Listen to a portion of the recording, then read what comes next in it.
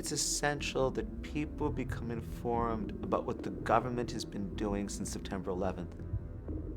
The USA Patriot Act was passed only 6 weeks after 9/11, and in a number of ways vastly expanded the government's power to spy on ordinary Americans. Having read the USA Patriot Act, it's clear to me that the American people have already lost far more privacy than they dreamed of. How is the public going to know that the surveillance powers Congress keeps giving the executive branch are really being used intelligently and wisely? We really don't think that this is the time to abandon civil liberties. It's the time to care the most about it.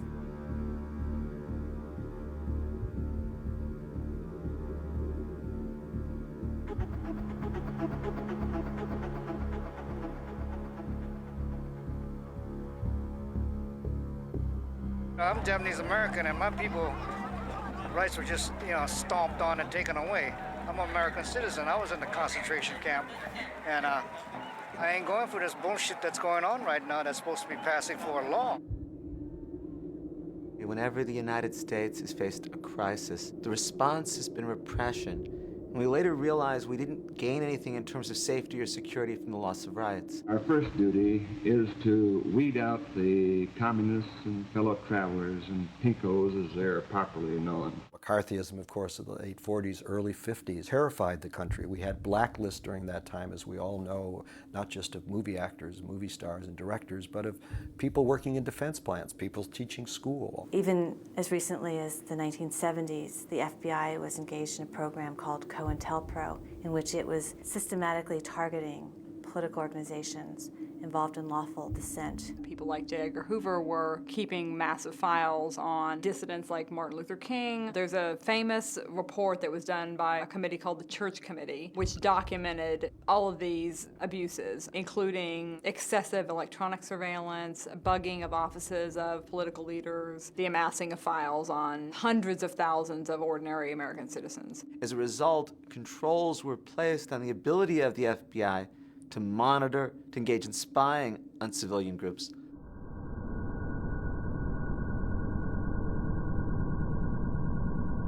September 11th was a real watershed for civil liberties in this country. It brought such a feeling of hysteria to Washington, D.C., and to the Congress. They were willing to pass extraordinary new surveillance laws that gave the U.S. government tremendous surveillance powers. Congress passed the so-called USA Patriot Act.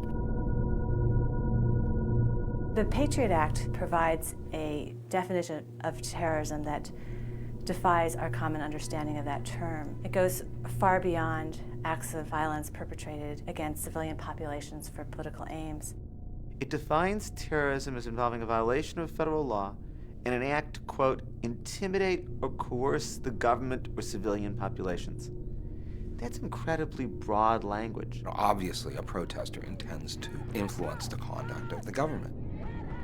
Now that we've shifted from a criminal model to a model of prevention of terrorism, we are sacrificing a number of very fundamental constitutional rights, including that of the Fourth Amendment, which protects us against unreasonable searches and seizures. One important thing to know is that a lot of these powers that the government asked for and got in the Patriot Act, they had been asking for years. All of these powers could be used against any of us at any time because the standards are so broad. Now, most Americans have no idea about what's in the Act, and indeed, it's fair to say that almost no member of Congress knew what was in the Act when it passed either. It's virtually unique among federal statutes, and it was adopted without any hearing in any committee of Congress. Think of the time that the Congress of the United States spent debating the Monica Lewinsky affair. As Senator Byrd put it, might as well hang a note on the Senate door that said, "Gone fishing," because they've totally abdicated their responsibility.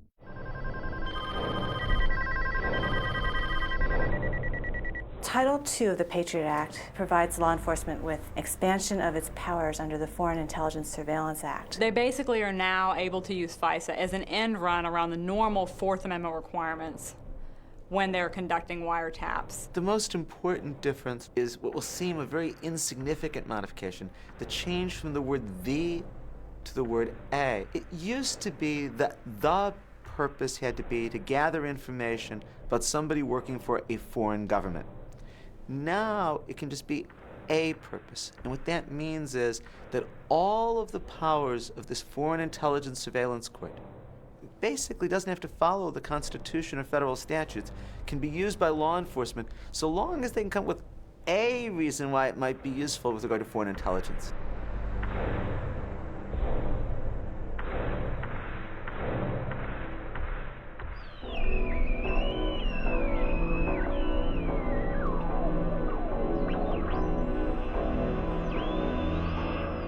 Earlier in our nation's history, it was unclear whether or not there was a Fourth Amendment protection against electronic surveillance. When the Supreme Court first considered whether wiretapping was a search within the meaning of the Fourth Amendment, the Supreme Court said no, because a search requires a physical presence by the police in somebody's home, and the actual wiretapping goes on by putting a device on the wires outside the home. Later, the Supreme Court reversed that and said, it doesn't matter whether the police enter the home or not. Wiretapping is a search because it violates a person's reasonable expectation of privacy. The law had always been that in order for the police to get a wiretap, they had to list the phone numbers that they wanted to tap. Another provision of the Patriot Act is authority for so-called roving wiretaps. If there were a roving wiretap for Erwin Chemerinsky, they could listen to all the phones in the building where I work, the places where I shop, the friends' house I visit. Now, the argument was that suspected terrorists might shift cell phones. FBI just say, well, it takes too long to add new numbers to existing warrants. It doesn't justify roving wiretaps. Let's just create a more expedited procedure for adding new numbers to existing warrants.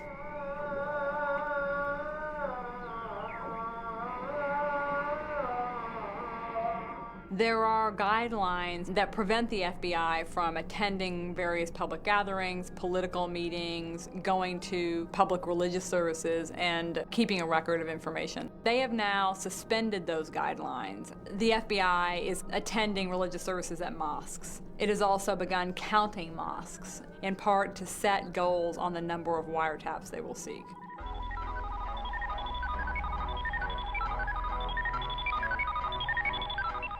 Groups should assume that when they use the web, what they're doing is being monitored. The Patriot Act allows the government to monitor somebody's use of websites or the email addresses they write to or receive from just by showing that it's, quote, relevant to a criminal investigation. Doesn't have to meet the constitutional standard that there's probable cause that a person committed a crime. Doesn't even have to be a criminal investigation of the individual whose computer use is being monitored. One of the subtle nuances of American surveillance law is the difference between intercepting the content of a communication and simply monitoring the traffic or transactional information. When communications occur over the internet, everything is broken up into little discrete packets or bits. Instead of, as some people think of, these packets sort of being layers like an envelope, so that the envelope information is on the outside and the contents on the inside, it's actually all on the outside of one big ball. Anything that can look at the envelope also can look at the letter. Under that same standard that they used to be able to use to get a list of the phone numbers you've called, they can get the email subject lines that you've sent out or the URLs of the websites that you've addressed. We think that that information is also very much content protected by the First Amendment because it could reveal so much. If you're using Google as your search engine, Google knows what you're doing. When you type the search terms in, clearly the search terms would qualify as the content of communication. When it creates the search term page, that search term page has this temporary URL. And what's in that temporary URL? All the search terms you used. If the Google has that information, then if it keeps it, that could be subject to a subpoena from the government. This could happen with any ISP. If an ISP doesn't need to keep that information, then they should just get rid of it, or they should throw away the IP addresses associated with the activity because you can't give it up if you don't have it in the first place. Host sites like Hotmail can have all of their property and resources confiscated if they allow anyone to use that can in any way be called aiding, abetting, aiding the enemy. We're representing somebody right now who Hotmail shut down, and what was he selling? 3 tapes. That's all he was selling. A tape by Noam Chomsky, a tape by Howard Zinn, and a tape by former Attorney General Ramsey Clark.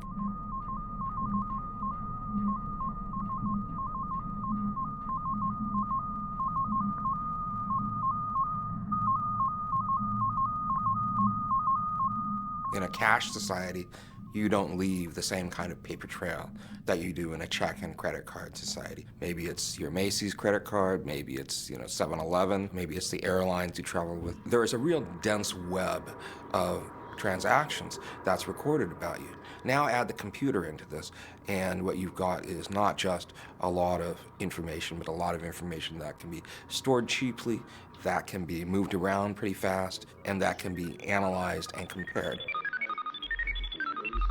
TIA stands for Total Information Awareness, and it's a Defense Department program sponsored by DARPA, Defense Advanced Research Projects Agency. DARPA is the Pentagon's mad scientist group. What they envision is that all transactional information that currently is collected in private sector databases would somehow be available to the government. What are most people concerned about? They're concerned about junk mail. They're concerned about spam. Instead of intending to send you junk mail, things like TIA, they're giant suspicion-generating machines. The whole job is to sit there and stare at data throughout society and say, gee, this person might be a bad guy. It's quite frightening that the government is trying to join together every database that's out there. We're talking about credit databases, health databases, everything to try to learn about individuals and monitor their activities. There was a big public outcry against this program. Fortunately, even some members of Congress were quite outraged at the notion that this kind of massive database could be created, and as a result, it was temporarily put on hold. TIA's interest is have computers be our wonderful wiretappers. It would be a lot more efficient, but it would also be a lot scarier.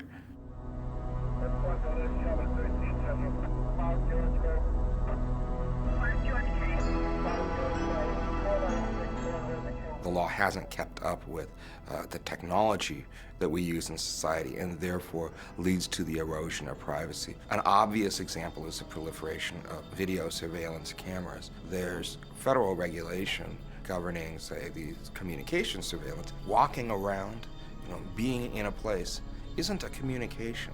It's not content. Location tracking technology is one of these real new wilderness in the area of privacy because no one's figured out a way to regulate it.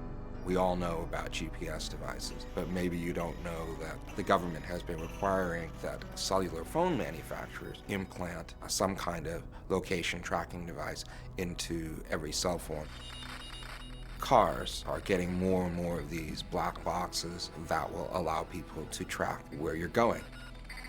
People are even implanting chips in themselves or in their children or in their elderly relatives so that they'll be able to locate these people.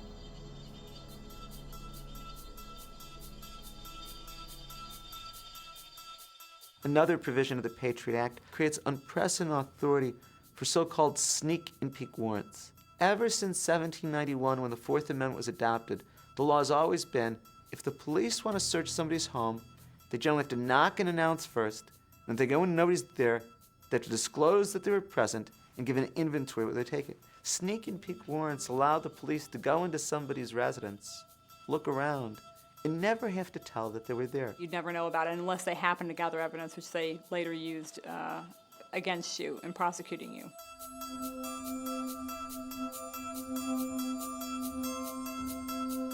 Another example of the repression that's been visited on the country since 9/11 manifests in terms of the massive roundups that the government is engaged in one form or another. Throughout American history and in crises, it's always been minority groups, political or racial minorities, that are picked on. During World War II, 120,000 Japanese Americans were uprooted from their lifelong homes and placed in what President Franklin Roosevelt called concentration camps. Not one Japanese American was ever accused of, indicted of, or convicted of any crime against the country. Now it's those who are or thought to be of Arab descent, those who are Muslims, who are being targeted by the government. Within a week of September 11th, John Ashcroft proclaimed that he could keep non-citizens locked up for an indefinite period of time in the case of an emergency or extraordinary circumstance. Of the more than 1,000 individuals who were locked up after September 11th, not one was charged with a terrorist crime relating to the events of that day. Then the INS issued a directive from our government which said, attention, all males age 16 or older from the following countries must report to the INS, bring photographic identification, you will be fingerprinted and you will be interrogated. Well, it read like one of the documents from the Third Reich, for heaven's sakes. Hundreds of them were summarily arrested and literally thrown in the basement of the place and held for several days incommunicado. This has given the INS an excuse to go after everybody. A year and a half after September 11th, and we still don't know how many people the government has or is detaining. They won't even tell us the aggregate number of people who are or have been detained. An unknown number of people are being held as so-called material witnesses. They're taken from their homes, placed under arrest, put in maximum security facilities. When they're brought into court, they're brought in 3 sets of chains and irons. They're not allowed any visitors, and they've been accused of no crime. What we've seen since September 11th is an attack on the due process rights of non-citizens. Under our Constitution, we protect the right to liberty, to our physical integrity, to our freedom from bodily restraint. The Due Process Clause applies equally to immigrants and to citizens in this country. We used to mock the Soviet Union and harshly criticize it for secret trials and holding people incommunicado indefinitely and all the rest. We're doing the same thing now.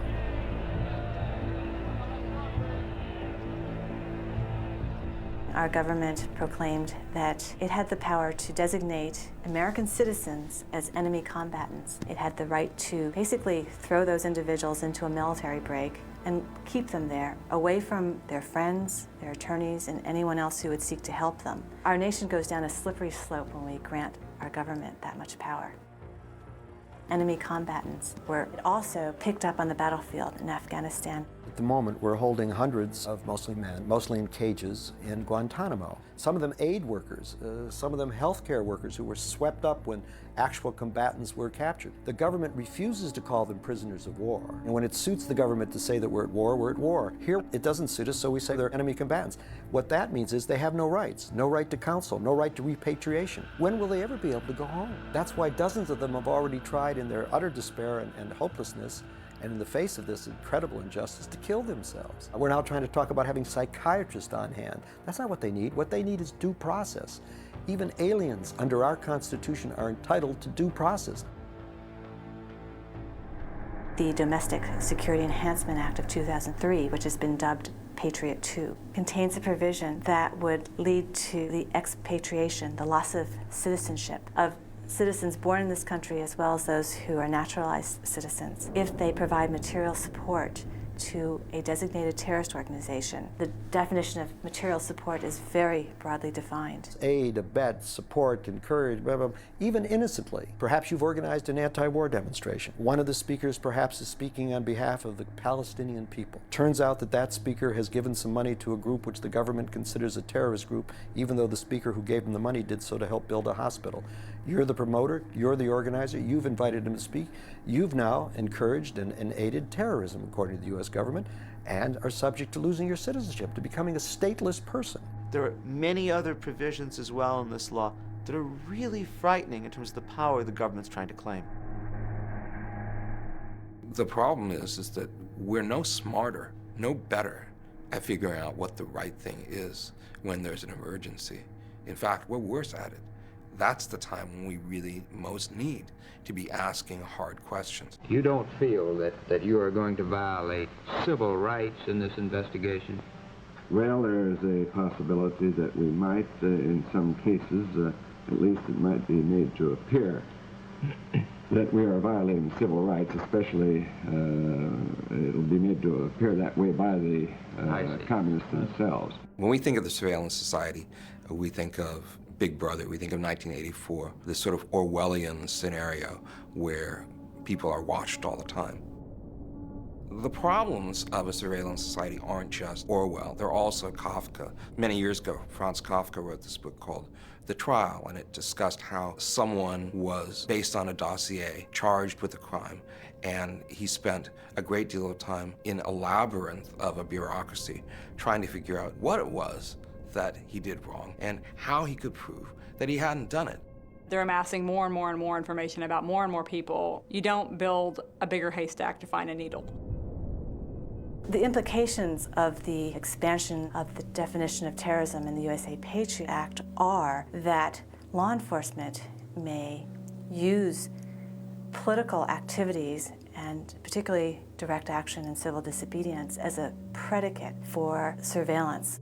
All of our great social movements are the product of vigorous dissent. Protests against slavery were the core of the abolitionist movement and were instrumental to slavery being eliminated. The suffrage movement, giving women the right to vote, which culminated in a constitutional amendment, was the result of very large and active protest activity.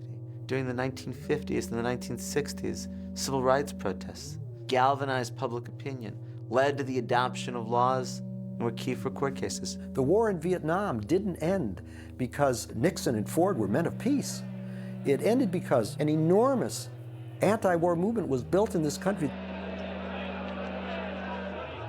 If the government takes actions like monitoring protest activity, like harassing those who are involved in protest activity, then there's real danger that protests will shrivel up or be much less than they would otherwise be. If you look at history, when repression comes to any nation, it never or rarely comes in one fell swoop. Rather, it tends to come incrementally. At first, only its earliest victims notice. Then one day you can wake up and the repression is complete. The irony, of course, is that if that happens, and if that day of repression is finally complete, the terrorists will have done far more through the spreading of that unreasonable fear, and we'll lose our very freedom.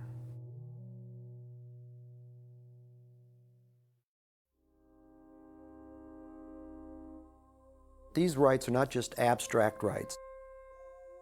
There is practical benefit from the ability to be able to organize, speak out, and assemble freely.